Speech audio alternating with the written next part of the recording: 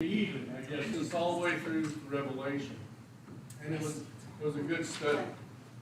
And hopefully he'll continue with the end time today, right? Because that's what we're going to go through, more or less how Eden is restored. And so I'm looking forward to that in the next hour. Thank you for coming. We'll get started with prayer, and then we'll have Brother Paul come, and then I'll ask him a question or two to get us started, and then y'all jump in as we go. I'm already causing trouble, so if you have any questions, be sure to speak up. He's going to go until about 10:30, and we'll take a break and then get ready for worship. Any special prayer requests that we need to mention this morning? Yes? No?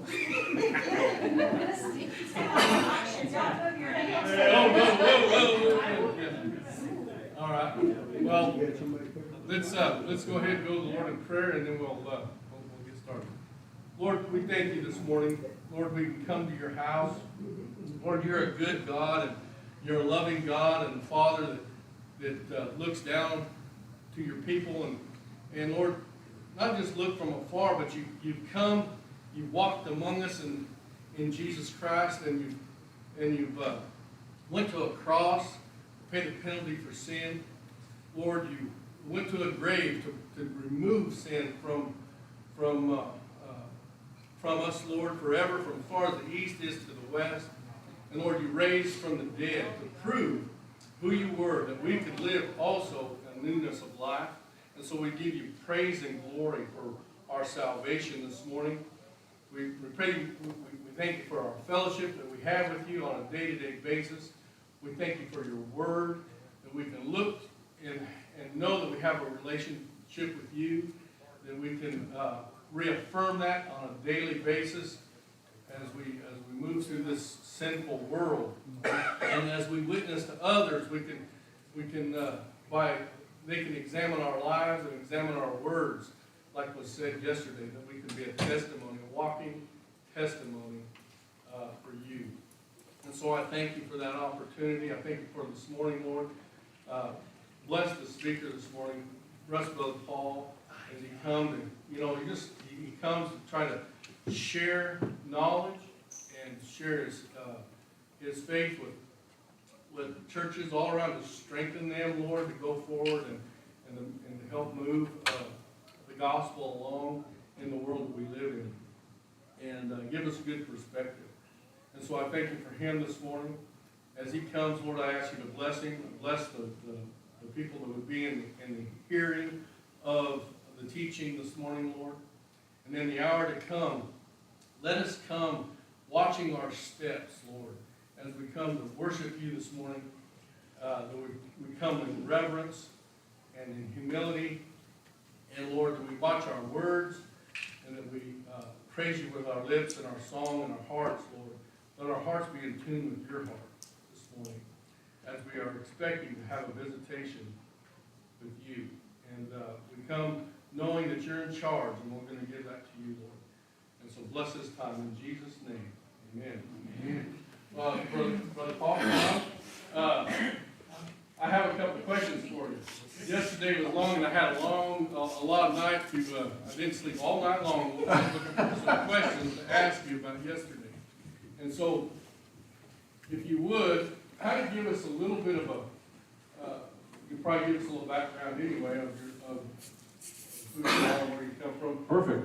But in a Sunday school lesson session like this, I like to always ask when I meet someone for the first time, how did you come to know the Lord? How are you a Christian? Why are you a Christian? Why are you walking around in Christian shoes with a Christian tie on? And what gives you the want to do what you do? Okay. And kind of explain a little bit of that. And then my first question. Okay, I think we've already taken up for the whole time. Yeah, for my first question, I want yesterday you talked about the Abrahamic covenant, and we kind of touched on the new covenant that Jesus instituted. In a dispensational view, how it is the Abrahamic covenant, which is an eternal covenant forever. How did, when Jesus fulfilled that, was it just a kind of an adaptation, a twist on it for the Gentile church to come in, or was it a totally new? Are we living on a whole different covenant altogether, and yet the Abrahamic covenant is continuing on, and we're not part of that, or is it an extenuation of the Abrahamic covenant? Okay. Does that make sense? I think so. Go with it. Well, good morning. Thank you. Great to have good questions. People ask me questions everywhere I go. I don't always know the answer, but I learn a lot by getting questions. We took a lot of questions yesterday, and I'm delighted to be with you for this hour also. Let me just begin. I do have my opening slides are right in line. I'll just use the first couple of them right now. I am Paul Scharf, Church Ministries representative with the Friends of Israel Gospel Ministry, for those who don't know. And it's my delight and privilege to be back with you today after being here yesterday for the Prophecy Up Close conference. How many were here yesterday? Oh, wow, almost everyone. Perfect. For those who weren't, welcome, and nice to meet you. Thank you for allowing me to be with you today. My wife Lynette is not here. She's back in Wisconsin. I had several people ask me about where I'm from already this morning, and it's been a joy. This is my first time ever in Oklahoma. Can you believe that? I'm sure you can wonder how anyone could survive without ever being in Oklahoma before. You know, I threw out yesterday it was meant to be kind of a warm-up joke. You know, I said I'm a church ministries representative in the Midwest, and I said, does Oklahoma count as the Midwest? And I got a few nods this way and a few nods that way, and you know, it was funny because when I used that in Texas, everybody just started laughing, you know, that Texas could be part of the Midwest with Wisconsin. So apparently Oklahoma, you're a little more friendly to being in the Midwest, is that right? So what do you call Oklahoma? Do you call it the Mid-South? What do you call it? The belt buckle. The belt buckle? Okay. Oh, just Oklahoma. It's unique. All right. Not Texas. I learned that in my first 30 minutes off the airplane. We're not in Texas. So, all right. I would be glad to have questions, by the way, as time permits, and we don't have to end early, but I'll follow your protocol, however you want to do it, for this hour or personally later. I'd be glad to try to answer any questions about the Friends of Israel or our ministry, or obviously Bible questions is what we're also wanting to do in this hour. But I'm in my 4th year with the Friends of Israel, and this kind of ties together, and I'll move to this slide just to introduce how many, well, probably all of you know about the Friends of Israel because your involvement with this church, so I won't ask for another show of hands, but just to say anyone who doesn't know, we're a worldwide evangelical ministry that's devoted to proclaiming biblical truth about Israel and the Messiah, bringing physical and spiritual comfort, especially to the Jewish people. Physical comfort as a means to bringing the gospel to them in a meaningful way, telling them about their Messiah. That's how the ministry began back in 1938, 3 weeks after Kristallnacht. And it's much like the events, as Steve mentioned yesterday, that are unfolding right now in Ukraine, where roughly when the war began there, very roughly, 1 out of 30 or so Jewish people in the world resided in Ukraine at that time. And so things are happening there that are just like a modern reenactment of the opening days of the Friends of Israel. So my personal history, and I'll try to put this in a thumbnail, but I have, my background is I was raised through my dad's heritage, confessional or conservative Lutheran. And that had a huge part in my life. I went to Lutheran grade school and high school. I believe I was saved as a small child, and I won't go into all of Lutheran theology this morning. I don't know how many of you are familiar with Lutheranism. I see you have a big Lutheran church here in town that we went past, but I believe I was saved as a small child by believing in the gospel and faith in Christ alone. My mother converted to the church when my parents were married. Her background was in something you may be more familiar with, I don't know, Evangelical United Brethren. And her father, my grandfather, was he was a farmer who had a 6th grade education, but 1 year in the 1920s, in the early 20s, he left the farm for a few months. He was born in 1899. And he left the farm for a few months and went to Moody Bible Institute. And somehow came and left in the middle of the year and studied for a while. And that was, something he treasured for his whole life. He taught Sunday school his whole life. And so I had that heritage as well. And he was, in fact, an early adapter of the Friends of Israel. And so Friends of Israel has been publishing our magazine, Israel My Glory, since 1942. I don't know if he read the first issue, but I like to say that he did, and I'll confirm that with him in heaven someday. And so I had that heritage from my grandfather, grandmother, to my mother. So I had an interesting home situation. We talked a lot about the Bible and theology. I had a tremendous biblical education in the Lutheran school. I had gaining lots of knowledge. It was when I was in basically junior high years and then in high school, there were a number of crises that led me to a sort of a crisis of faith, I guess you might say, and that ultimately I started attending a Bible church and left the Lutheran church and just started reading and listening to much Christian media and literature and went to Bible college. So I believe, looking back, that I was definitely saved when I was younger. And I can in fact remember my mother specifically talking to me at home. But I can't say the exact moment when the first time I believed the gospel, but I do believe that I believed at that time. So I was later baptized at the Bible church. I went to Maranatha Baptist Bible College, now Maranatha Baptist University in Watertown, Wisconsin. First did follow my grandfather's footsteps and went off to Moody for a summer class. I was intending to go to Moody. Went there for a summer class and determined that the city of Chicago wasn't quite ready for me yet.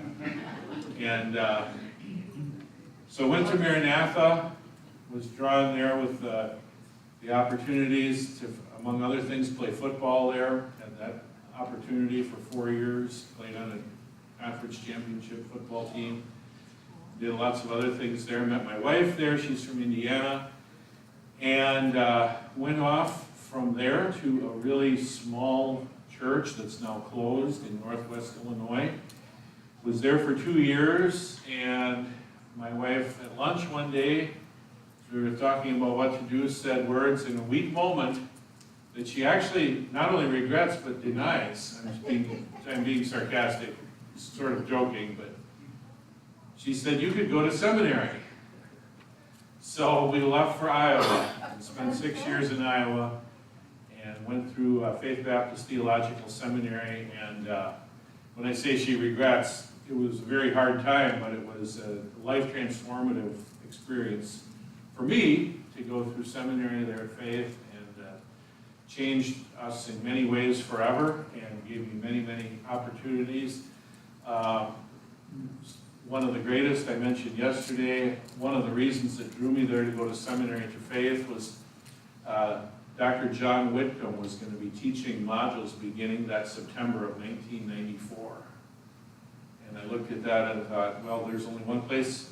I didn't know that much about Dr. Whitcomb, but I knew enough to say there's only one place I want to be in September, and that's in the classroom.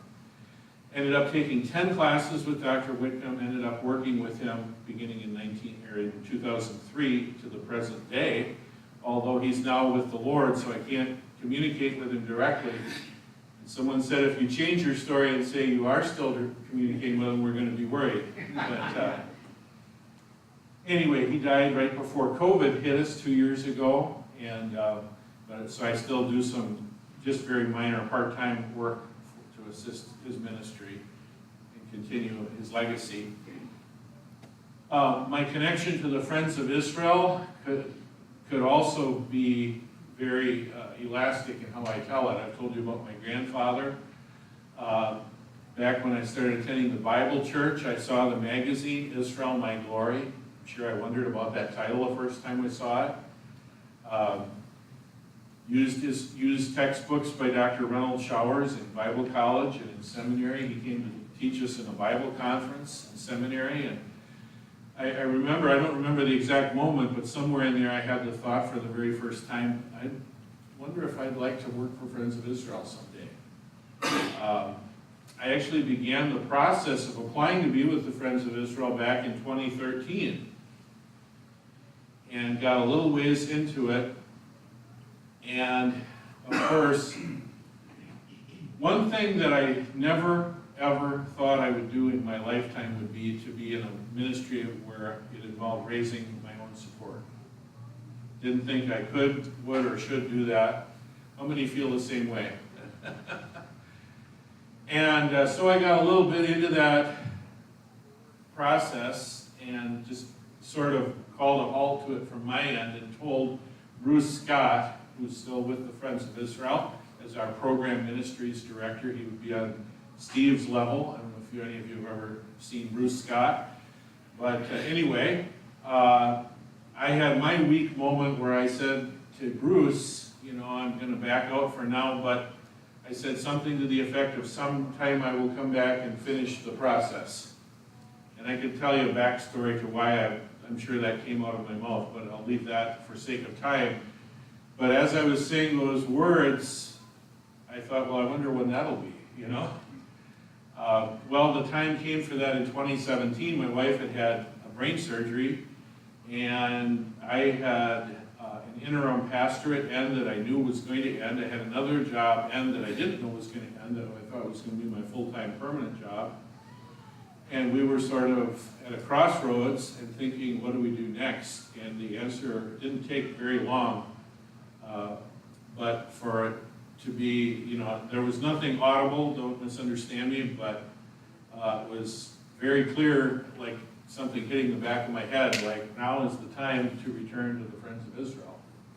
And that was in 2017, and we spent the next year in the process of finally being approved by the board in November of 2018.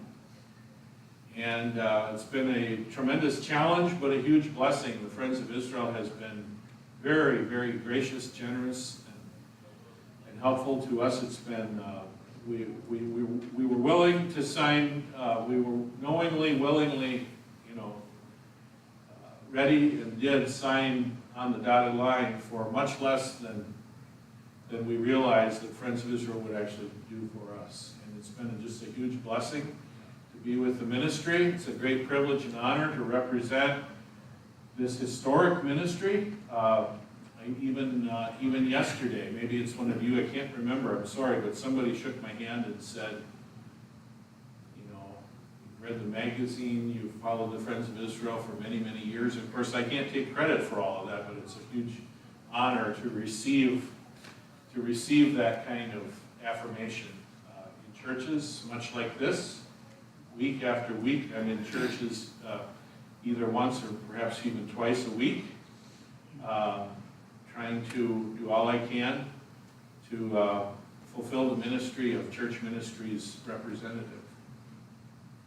So I hope that is a good start, or if you have a specific question built off of that, I'll be glad to take that. And while you're thinking, I'll try to answer the question about the covenants. I'll try to put that in a nutshell too, because if you were here yesterday, we talked about the unconditional covenants God made with Israel. The Abrahamic covenant is the basic of those. It has 3 clauses. The land clause is expanded upon in the land covenant, Deuteronomy 30. The seed clause is expanded in the Davidic covenant, 2 Samuel 7. The blessing clause is expanded in the new covenant, Jeremiah 31. All those covenants are made with Israel. So the question, how does the church relate to the covenants? Well, the church really doesn't relate to any of the covenants except, sort of like with an asterisk, there's a universal aspect to the Abrahamic covenant. The whole world is blessed, and that's the reason that we can be saved and be here this morning. The church will enjoy the blessings of life in the kingdom under the rule of the Davidic king Jesus. So in that sense, we'll benefit from the Davidic covenant. And then the new covenant is the one, and we'll be in the land, so we'll enjoy the land covenant. The new covenant is the one that gets thorny, and there's lots of different opinions of how the church relates to the new covenant. I don't know what you teach about that, Pastor. I just jump over that subject. My personal view is similar to that of John Nelson Darby, that the church does not actually receive the new covenant, but we receive new covenant-like blessings. When Paul says in 2 Corinthians 3, we're ministers of the new covenant, there's actually no definite article there. He could be saying, we have a new covenant type of ministry, right? In other words, we have something new as compared with the old, not necessarily talking about the Jeremiah 31 new covenant. Dispensationalists have taken all kinds of paths within that, but I think that view is the most consistent. I don't know if that answers your question. Well, it does. Well, the reason why I asked the question is because we're living in, we always call ourselves a New Testament church. Right. And so I think when Jesus broke the bread with his disciples, he said, this is the covenant of my blood, of the new covenant I give to you. And he institutes the seed of the church. And then when Peter gets up on the day of Pentecost, when the Holy Spirit comes, that was the birth of the church. Right. Much like Abraham was called, and he says, I'm going to birth a nation in you through Isaac. You know, that promise is much like a parallel, but it's almost an expansion of that grace covenant. Well, Jesus instituting the new covenant for sure by his death. And without his death, there's no new covenant or any covenant. But the question is, what are the implications of that for the church? Is he instituting that for the church, or is he just instituting it in fulfillment of the Old Testament and God's plan for Israel? So that would be where you would have the complexity involved there. And also, I want to touch on something I remember you had said in the question. You know, the Abrahamic covenant, I believe, is still in effect. That all these covenants are still in effect. They're unconditional. They'll all be fulfilled. Right now, we're in a parenthesis where God is not fulfilling them visibly in the world among the theocratic nation of Israel. Israel's in her diaspora, which we're going to talk about in the next hour. She's been dispersed. But she's going to come back and receive the covenant's fulfillment. Does that make sense? Well, when they said that Jesus was the fulfillment of the law and the prophets, you know, I mean, he fulfilled the old law. We don't live under the dietary laws today as a church, but he's the fulfillment of that. So he is our covenant. I mean, we are grafted in. He fulfills the Abrahamic covenant in the sense he's the ultimate blessing of the Abrahamic covenant, and he's going to bring all of it to pass. He doesn't fulfill it in the sense, okay, he came and fulfilled it and it's ended. Right. And I don't think you're saying that. I just want to be clear. Yeah, right. But, okay. Great. So hopefully that. Now I do have some more slides to introduce our ministry that I can use in this hour while you're thinking, or if there aren't questions. I think though, if you have questions, don't be shy. We don't want to leave and not have your question, because that's why we're here. So please go ahead and raise your hand. Yes, sir. You just touched on one. Do you believe that the Jews returning to Israel in 1948 was the fulfillment of the last prophecy before the rapture?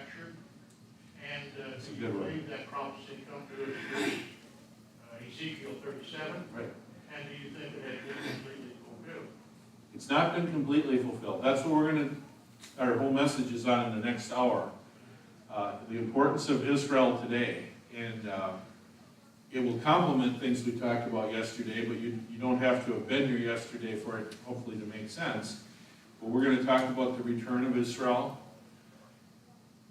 It's an Old Testament prophecy that Israel will be back in the land for the tribulation. We know that because the Antichrist is going to make a covenant with Israel, with a reconstituted nation of Israel in the land. Now, the Old Testament doesn't say anything about the rapture. Theoretically, there's known that if the rapture is truly imminent, I believe it is, it could happen at any moment. Theoretically, there's no reason the return of the Jewish people didn't have to happen before the rapture. Now, it is happening, it has happened, it is happening, and it will happen. So therefore, it's a moot point. But I don't see it as necessary before the rapture, although now that it has happened, it reaffirms to me that something I'll talk about in the next hour, I don't see any need for there to be a gap of time between the rapture and the start of the tribulation, if that makes sense.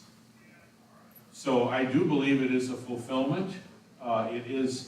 We are not in the age of the fulfillment of prophecy. That's the tribulation to come. But we're in a time of setting the stage. But part of the setting the stage for the fulfillment has been, and it's hard. It's a difficult thing for us to be consistent. And you see, I'm struggling a little bit to say, how do we say this? I do believe it's a fulfillment of Ezekiel's prophecy, and we're going to talk about that, for Israel to be coming back in the land. But it wouldn't have had to have happened right now. We're not in the age where we're seeing fulfillment of all the prophecies. But in God's providence, it's begun. That has begun. Whether you want to call it fulfillment or whether you want to call it setting the stage, but I believe it's significant, and I believe it's related to the prophecy that Israel will be back in the land. The reason I asked the question is I believe that a lot of people hang a lot of significance on 1948. Mm-hmm. But when you read through Ezekiel 37, if you read it honestly, there's a lot of things in there that have not been fulfilled. Oh, exactly. And that's where it's very clear we're not in the day of fulfillment. They have to come back to the land. This is what we're going to talk about. In spiritual death and unbelief, to come to life in the land. And that has not happened. You're absolutely correct. And that is crucial. And because of that, I mean, that's so clear that because of that, some would back away all the way and say, Israel and the land has nothing to do with anything.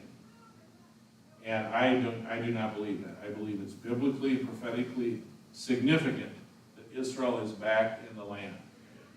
So, and it is at least in conjunction with what Ezekiel prophesied in Ezekiel 36. But for those people that are trying to set the date by this one generation and all of that stuff, and they're hanging their start date on 1948, they're making a huge mistake. Right. Oh, absolutely. Yeah, there's no way to set a date by any means, in my understanding. So, all right. Other questions?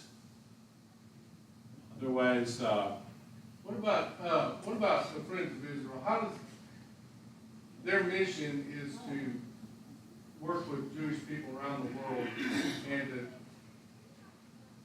is it to help them get back to their homeland? that's part of it. We have program. We work with those who have programs to help Jewish people make Aliyah, go back to Israel.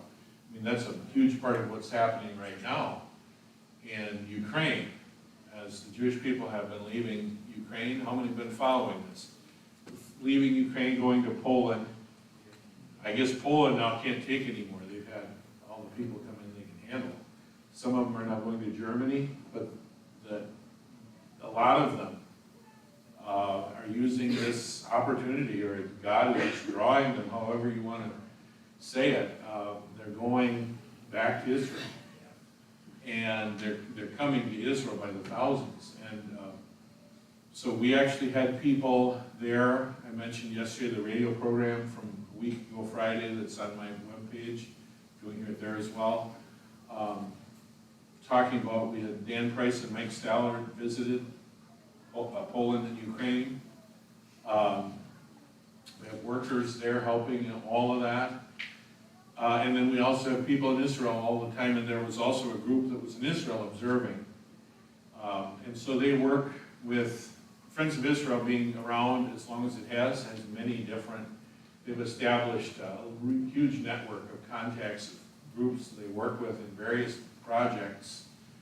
And that they at the headquarters, become involved with helping and channeling funds to help Jewish people through various means. So that's just one thing, and there's a constant, it's a constant possibility to help people in that way, but obviously it's become this huge worldwide news in recent days here with Ukraine. And you use that to explain the gospel to Israel. Well, the idea, I believe, is, partially it's a humanitarian effort in and of itself for some of these people to get out of poverty, etc., in Eastern Europe and go back to Israel. Everything we do is for the view of ultimately sharing the gospel. We're not secretive about that in any way. We want to be careful to do it in wisely and sensibly, and realizing the sensitivities of Jewish people who've been through the horrors of life in, for instance, Eastern Europe, dating back to the Holocaust. But we're not in any way shy or manipulative or anything about the fact that we do want to take the gospel to them. So, everything we do has that ultimate focus. It's right in our name, the Friends of Israel Gospel Ministry. So, good question. We were over there several years ago. Oh, great. Where are they gonna put all those? That's one of those questions I can't answer. They already have a van. Yeah. And you just wonder where they're gonna put the people. Couple of questions that I'll answer that you didn't ask, but that come up regularly. One that we get almost every week somewhere. When are you planning to move to Israel? Well, we're not planning to move to Israel at all. We're serving here in the United States, in North America, here in the Midwest. So that's one. Now, the other one is people assume we've been to Israel many times, and I wish that were true, but we've actually only traveled once internationally. It was right before that crisis where we were coming back to apply with the Friends of Israel, and that was going to Germany. I've never been to Israel. I need to go to Israel. I would have been there now probably, perhaps even more than once, except for the coronavirus. Has anyone here ever heard of that coronavirus? So we are trying right now, our new goal is to raise up people to go with us, which is part of what we're tasked with doing, to go next March. And Lord willing, that will be our first time in Israel. And we wouldn't be obviously the only leaders or the main leaders on the trip, but we're trying to raise folks up to come with us on the trip. And I have a slide here about that if I get to it sometime. And so if you're interested, I'd love to hear from you about that.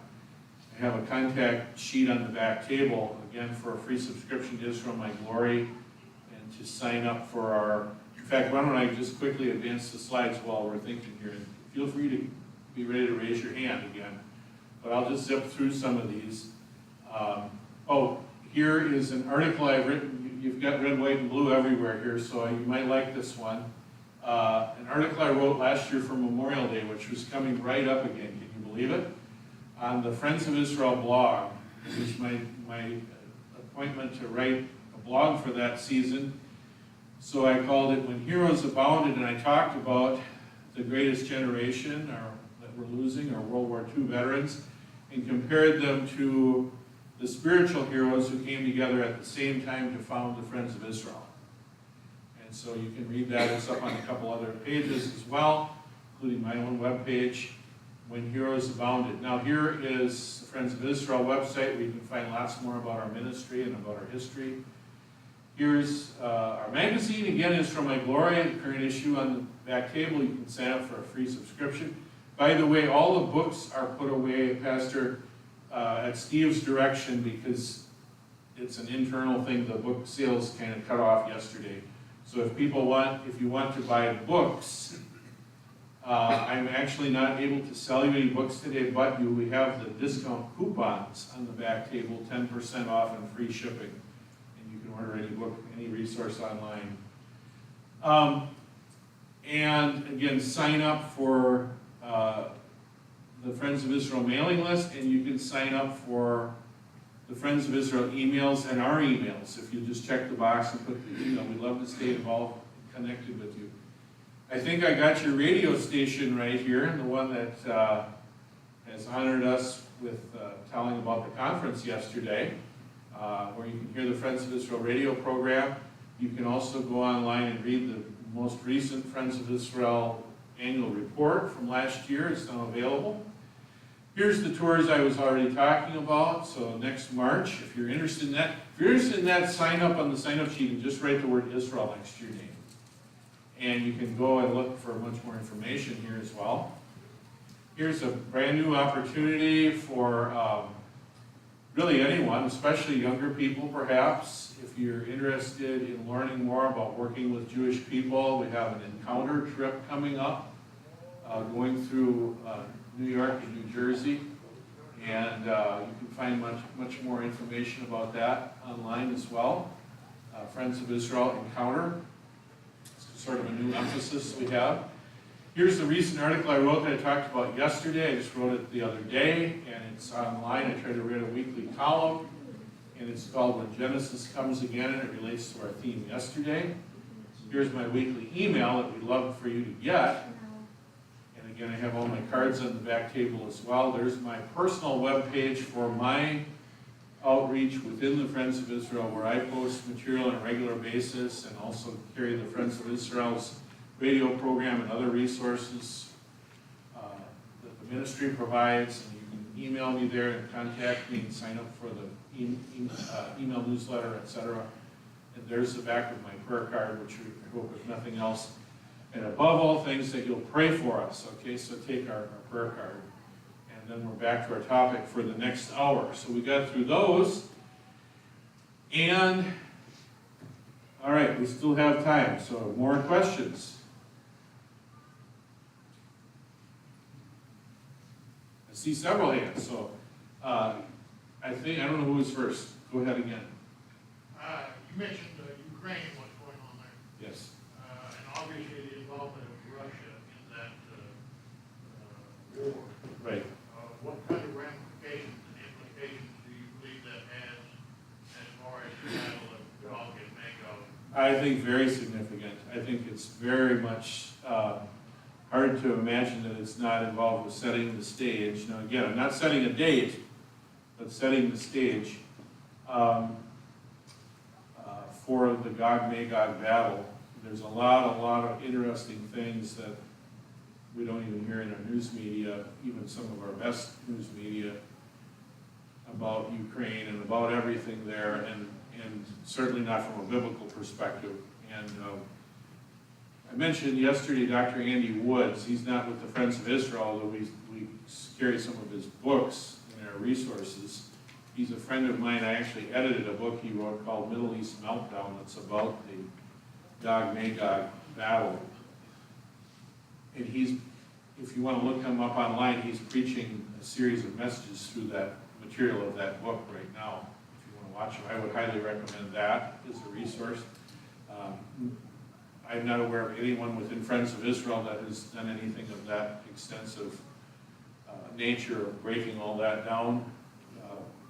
If you want to go that deep, but I would highly recommend him, Dr. Andy Woods. Again, he's not with Friends of Israel, but he's a friend of the Friends of Israel. And I think it's very significant in terms of if we understand the nations that are going to be involved in that battle, which I place at the midpoint of the tribulation, that relates also to our message. And, you know, the nations that will, and not only that, what's happening in Ukraine, but other events that are happening right now. It seems like there's a lot of things that are coalescing that would make it very. Your website, What's it called? Okay, excellent. By Les Crawford, December 10th. Okay. Super, great. Okay, yes. Fantastic, thank you. That must be from the blog, I'm trying to remember, but December 10th, 2021, Les Crawford. Do I know? And that's fantastic, thank you. All right. So obviously I would recommend that as well. It's from our website. All right, yes ma'am, you had a question. I'd like to get back to the rapture. Sure. Is it not a fact that there does not have to be a sign for the Right. rapture, since Christ comes as a thief in the night? Right. No one knows when that's going to happen, but in fact, it is a sign that the 7-year trib is about to take place. Excellent, you have And it, then, you have it right on. the Antichrist, immediately after rapture, sets up his kingdom to put it into the chaos so people will follow him. Absolutely. Yeah, there is no sign of the rapture.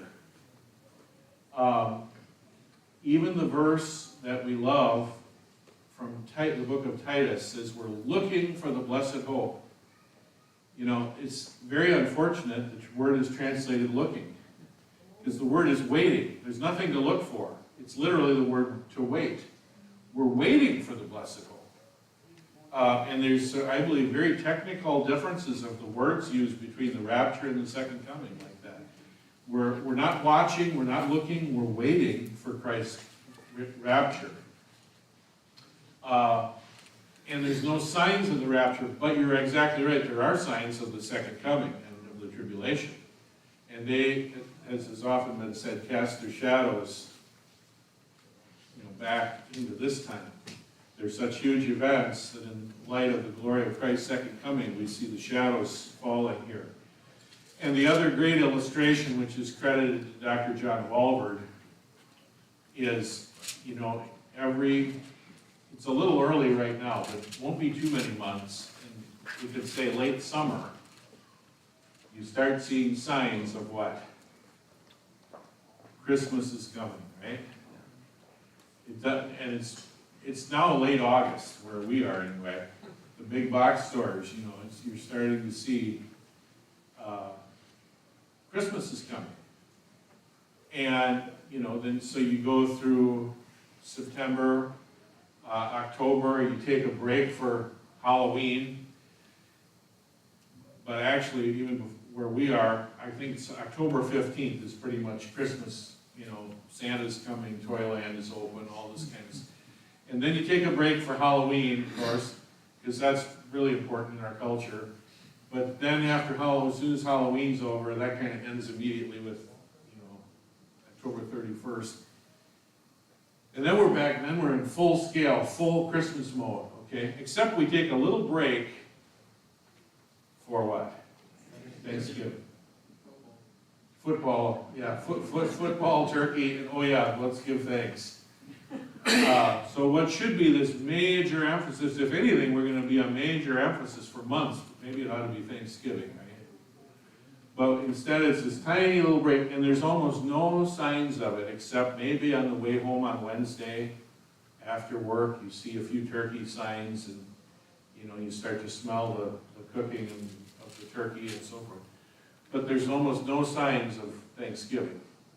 But when you see all the signs of Christmas, way back here, you know what? Thanksgiving has to come first. Right? And that's the way it is with the rapture, where there's no signs of the rapture, but there's signs of the second coming, signs of the tribulation. So, yeah, very good. Anything else? Now, you normally end at 10:45? Yeah. Okay, it's up to you. I'll end where you want to end, and I'll take questions however you want. Is there a good place to go to that has actually what's going on, kind of from a Christian's perspective, as far as world news? Oh, wow, that's a great one. And Friends of Israel provides news and aggregates a lot of news in various places, in the magazine, on the radio program, on the website, and on the Facebook page. And Tim Munger, who's a church ministries representative in Michigan, does a lot with the news and also with other questions. Tim Munger, and he's behind a lot of that. So we provide a lot of that. Now, outside of Friends of Israel, there are just all kinds of things, and there are a lot of good things among them. I can't say everything that's only good, but and frankly, that's something I need to work on myself more. Is first of all knowing more of. There's just so many resources. I mean, from Israel, and then to learn within Israel what is sort of corresponds in our culture to, the conservative news or the hard news versus the liberal media, which they have very strongly as well. And what's biblical and what's teaching about Judaism and what's Christian, there's a lot of stuff out there. The one other ministry that is a partner or sister ministry, if you will, through the years with Friends of Israel was Dr. Jimmy DeYoung. And he went to be with the Lord last summer. How many know Jimmy DeYoung? Anyone know him here? Okay, guess not. Dr. Jimmy DeYoung, huge. I mean, he lived in Israel for 30 years almost and had a tremendous prophecy ministry. He's on the radio. He's spoken for Friends of Israel, written for Friends of Israel. Now, his son, Jimmy DeYoung Jr., is keeping all that going, and I think still has the news. He would be one I'm confident and feeling safe and publicly recommending. There's all kinds, and as you look at just those, you'll see links to other groups. There's just so many things that I wouldn't want to really start naming and saying they're, and frankly, like I say, it's an area where I need to grow too, and learn more about and keep up. I have trouble just reading my emails, so I have trouble keeping up with what's going on in Israel on a daily basis. But Well, for instance, like the way their government ended up getting elected this year. Right. It makes you wonder what's gonna happen when the other guy comes along, which is. that is, yeah, their political system is, again, that's a whole nother way of thinking than what we're used to. Yeah, so there's a lot to learn there. Yeah. Good questions. I hope that was somewhat helpful. Anything else?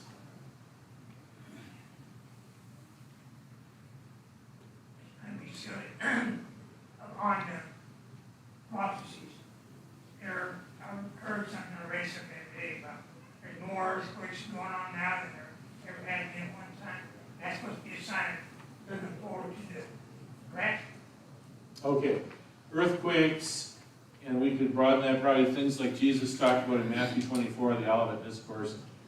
Earthquakes, famines, pestilence. We talked a lot about this with the coronavirus 2 years ago. Is it the pestilence mentioned in Matthew and Luke? Well, obviously, again, at best, it's not. I don't believe it's not a direct fulfillment. It could be a precursor. It could be setting the stage. And that's one that, as far as the earthquakes, I've heard conflicting reports. I've heard prophecy preachers who say there's more earthquakes than there's ever been, and then I've heard others who are Christian or conservative and not talking about prophecy and say some of those things. No, there's no more earthquakes. So I don't have an opinion on the earthquakes, but I would say any of these things that have happened, and the most dramatic probably is the COVID. It certainly could be part of setting the stage, and it certainly, I think, I think God is giving us right now, in these last couple of years, a very mild preview of the tribulation. And I think for the unsaved world, it's like, hey, this is the final warm-up lap. You better take this as a warning. And for the church, I think it's a call to this is our time to shine. I mean, if we're not going to do it now, if we're not going to get engaged now, and after the last 2 years, we're probably not going to be really serious. So, Don't you believe that most of the things that are talked about in Matthew 24 take place inside the tribulation? I believe they take place in terms of fulfillment inside the tribulation. Now, that's again an area where good dispensationalists have disagreed, and you have some that even teach these happen before the tribulation. I would place them in the tribulation. So yes. Well, So anything that's okay, I got a question for that then. What did Jesus mean then when he said this generation? Can you kind of explain that a little bit? I believe that's the generation. We better turn to that passage rather than just talking around Wait it. until the very end of it, yeah. Here I am just opening my Bible here as we're ending, but we better actually turn there, and this could be our ending if you want. Matthew 24, and I apologize, I did not have the verse in mind, and I'm looking for it right now. 24:34. Assuredly I say to you, this generation will by no means pass away till all these things take place. Let me give you the short answer, as I understand it, and I've done a lot of secondhand study on this with good scholars like Dr. Thomas Ice, and I'm just going to share the view that I believe they would put forth, is that this generation, well, out of context, that's our generation, this generation, right? Well, no, that's controlled by the text. What generation is Jesus talking about? And I think that in the context, there's very, very strong support to say it's the generation that sees all these things. This generation that he's talking about, that sees all these things, in other words, the generation that sees these things begin will see them end. That it's going to come, it's going to happen. So what you're saying, it's not talking about those people that are standing before him as he's talking. No, He's it's not not. talking about that generation there. Not talking about that generation, not necessarily talking about our generation, he's talking about the generation. Well, the generation in his statement. This generation that I'm telling you about, that sees the beginning of these things, will see the end of these things. Behold, I come quickly, Revelation says, which means not soon, but in terms of quality. Once it happens, it's going to happen very fast. He's not attaching a number of years to it. Right. It's not 40 years from 1948. It's not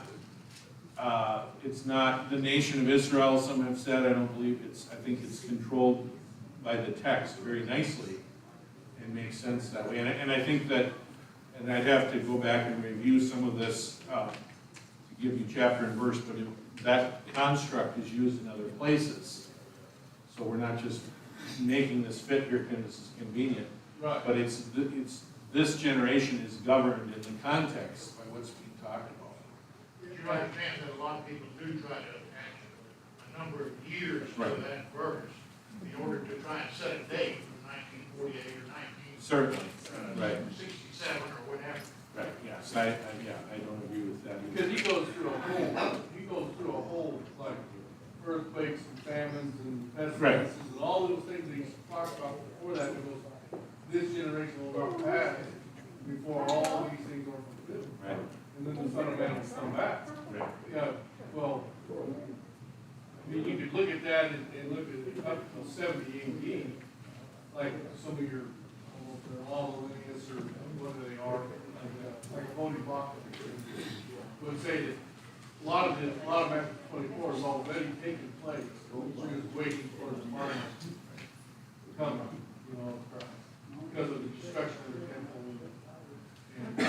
this first one is Israel. I'm not familiar with what Bachman teaches about Matthew 24, but that sounds like basically preterism, partial preterism, that many of these things were fulfilled in the first century. Whereas I believe he's talking about the end of the age. Right. So it's how you look at that with this generation. I am familiar with Voddie Bachman. He does great things in other areas, but Oh, he's yeah. Well, we are heading to the end now. I don't know, Pastor, I just want to say thank you for again allowing me to be here, allowing me to have this opportunity to speak. And look forward to worship service to come as the crescendo of the weekend, and Lord willing. And thank you so much. It's a real privilege to be with you. God bless all of you. Thank you.